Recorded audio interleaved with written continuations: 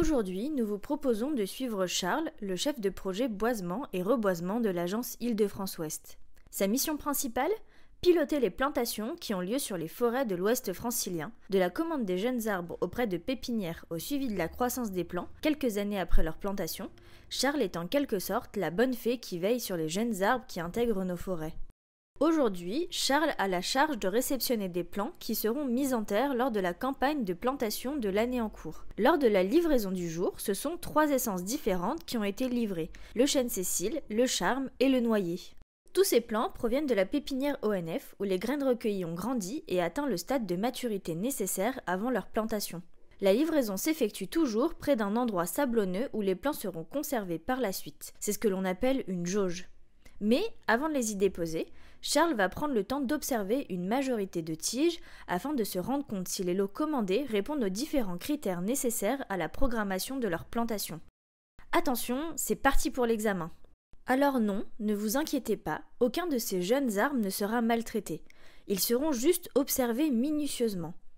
Il commence par regarder la qualité des bourgeons et la fraîcheur des racines, permettant ainsi une bonne reprise du plant lors de sa plantation. Charles utilise également une réglette pour mesurer le diamètre du collet de la tige, endroit stockant toutes les ressources en nutriments lui donnant l'énergie nécessaire afin de survivre lors de la plantation.